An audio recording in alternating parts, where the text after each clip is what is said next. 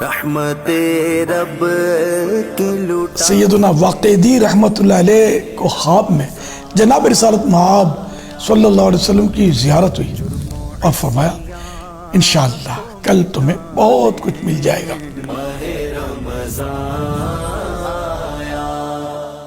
رمضان مبارک آنے والا تھا اور حضرت واقعی رحمت اللہ علیہ کے پاس کچھ نہ تھا۔ آپ نے اپنے علوی دوست کی طرف یہ تحریری میسج بھیجا، رمضان شریف کا مہینہ آنے والا ہے اور میرے پاس خرچ کے لیے کچھ نہیں، مجھے قرض حسنہ کے طور پر 1000 درہم بھیج دیجئے۔ چنانچہ اس علوی نے 1000 درہم کی تھیلی بھیج دی۔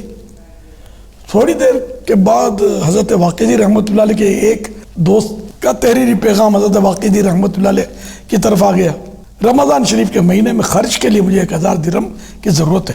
حضرت واقعی رحمت اللہ علیہ نے وہی تھیلی وہاں بھیج دی۔ دوسرے دن وہی علوی دوست جن سے حضرت واقعی رحمت اللہ علیہ نے قرض لیا تھا اور وہ دوسرے دوست جنہوں نے حضرت واقعی سے قرض لیا تھا، دونوں حضرت واقعی کے گھر آئے۔ علوی کہنے لگے رمضان مبارک کا مہینہ آ رہا ہے اور میرے پاس ان 1000 درہموں کے سوا اور کچھ نہ تھا، مگر جب آپ کا میسج آیا تو میں نے یہ 1000 درہم آپ کو بھیج دیا اور اپنی ضرورت کے لیے اپنے ان دوست کو چٹھی لکھی کہ مجھے 1000 درہم بطور قرض دے دیجئے۔ انہوں نے وہی تھیلی جو میں نے آپ کو بھیجی تھی مجھے بھیج دی۔ تو پتہ یہ چلا کہ آپ نے مجھ سے قرض مانگا، میں نے اپنے ان دوست سے قرض مانگا، انہوں نے آپ سے مانگا، اور جو تھیلی میں نے آپ کو بھیجی وہ آپ نے اسے بھیج دی اور اس نے وہی تھیلی مجھے بھیج دی۔ پھر ان تینوں حضرات نے اتفاق رائے سے اس رقم کے 3 حصے کر کے آپس میں تقسیم کر لیے۔ اسی رات حضرت سیدنا واقعی رحمت اللہ علیہ کو خواب میں جناب رسالت مآب صلی اللہ علیہ وسلم کی زیارت ہوئی اور فرمایا انشاءاللہ کل تمہیں بہت کچھ مل جائے گا۔ چنانچہ غیب جاننے والے پیارے پیارے آقا صلی اللہ علیہ وسلم کے فرمان کا یوں مطلب اظہار ہوا کہ دوسرے دن امیر یحییٰ برمکی نے سیدنا واقعی رحمت اللہ علیہ کو بلا کر پوچھا، میں نے رات خواب میں آپ کو پریشان دیکھا ہے، کیا بات ہے؟ حضرت سیدنا واقعی رحمت اللہ علیہ نے سارا واقعہ سنا دیا۔ تو یحییٰ برمکی رحمت اللہ علیہ نے کہا میں یہ نہیں کہہ سکتا کہ آپ تینوں میں سے زیادہ سخی کون، آپ تینوں ہی سخی اور واجب الاحترام ہیں۔ پھر اس نے 30,000 درہم حضرت واقعی رحمت اللہ علیہ کو اور 20,000 ان دونوں کو پیش کیے اور حضرت واقعی رحمت اللہ علیہ کو قاضی نے جج بھی مقرر کر دیا۔ اللہ رب العزت کی ان پر رحمت ہو اور ان کے صدقے ہماری بے حساب مغفرت ہو۔ تو دیکھا آپ نے کہ سخاوت، انہیں اپنی ضرورت اپنے دوست کو، ضرورت کی چیز دوست کو دے دی، انہوں نے اپنی ضرورت کی چیز اپنے دوسرے دوست کو دے دی۔ تو دوست وہی ہوتا ہے کہ جو وقت پر کام آئے۔ آج کل مفاد پرستی کا دور ہے اور بڑا نازک دور ہے۔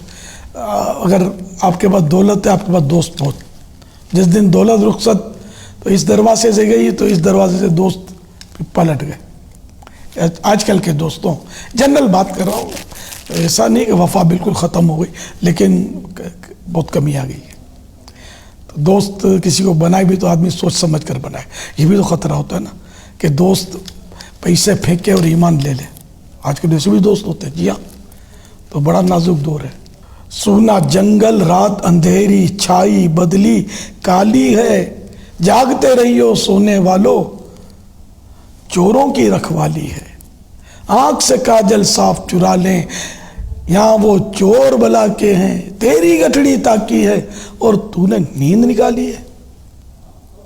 شہد دکھائے زہر پلائے قاتل لائن شوہر کش، اس مردار پہ کیا للچایا دنیا دیکھی بھالی ہے۔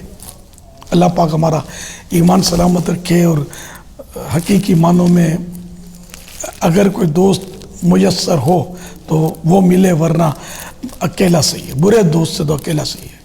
عارف باللہ مولانا جلال الدین رومی رحمۃ اللہ علیہ فرماتے ہیں مارے بد تنہا ہمی بر جاں زنت یار بد بر دین و بر ایمان زنت، یعنی برا سانپ صرف جان لیتا ہے جبکہ برا دوست دین و ایمان لے لیتا ہے، تو یوں برے کی دوستی بری ہے۔ مفتی احمد یار خان رحمۃ اللہ علیہ فرماتے ہیں صوفیاء کرام کے نزدیک ساری عبادات سے افضل صحبت نیک ہے۔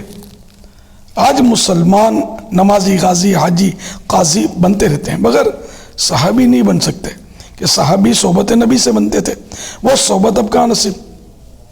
حضور صلی اللہ علیہ وآلہ وسلم سب کچھ دے گئے مگر صحبت ساتھ ہی لے گئے صلی اللہ علیہ وآلہ وسلم۔ تو بہرحال کہ ہمیں اس کو دوست بنانا چاہیے کہ جو ہمیں آخرت کی یاد دلائے، جسے دیکھ کر خدا یاد آئے، نیکیوں میں اضافہ ہو اور گناہوں سے چھٹکارا ملے، اور ایمان میں مضبوط ہو، عقیدہ اس کا بالکل درست اور قرآن و حدیث کے مطابق ہو، ورنہ صرف ظاہری طور پر نیک پرہیزگار ہو لیکن عقیدہ درست نہیں ہے تو اس کی دوستی تو شرعاً جائز ہی نہیں ہے۔ اور ایمان کے لیے زہر حلال یعنی کہ قاتل زہر، اللہ پاک ہمیں برے دوستوں سے بچائے۔ اور اس واقعے سے یہ بھی درس ملا کہ رمضان شریف کے موقع پر ان بزرگوں نے کیسی سخاوت کی اعلیٰ مثال قائم کی، تو ہمیں بھی اگر کوئی ضرورت مند نظر آئے کہ وہ بیچارہ غریب ہے یا کوئی سادات کرام میں سے ہیں تو ہمیں ضرور ان کی ان دنوں ہیلپ کرنی چاہیے رمضان شریف کے آنے کے موقع پر خاص کر کے، تاکہ یہ بھی رمضان کی جو نعمتیں ہیں وہ کھا سکیں گھر میں اور عید کے لیے کوئی عمدہ لباس سلوا سکیں۔ ہمیں ان کا خیال رکھنا چاہیے۔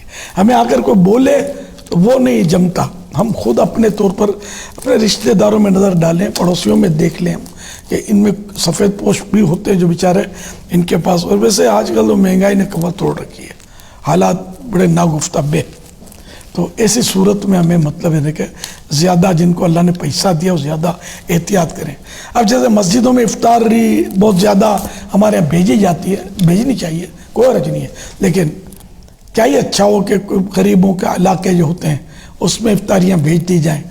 اب نعمتیں مرد تو مسجد میں کھا لیتا ہے، یہ بیچاری خواتین جو ہیں یہ ان نعمتوں کی ہوا بھی ان کو نہیں لگتی، جو لوگ غریب ہیں، تو اس لیے مطلب ان کو اچھی چیزیں جو افطار میں دی جاتی ہیں تو ان کے پیکٹ بنا کر ان کے گھروں میں، غریبوں گھروں میں بھیجنے چاہیے، اور یہ ڈیلی بیسس پر ہو، روزانہ پورے رمضان شریف میں۔ تو ان غریبوں کی دعائیں لیں، سیدوں کی دعائیں لیں، انشاءاللہ دونوں جہاں میں بیڑا پار ہوگا۔ صلو علی الحبیب صلی اللہ علی محمد۔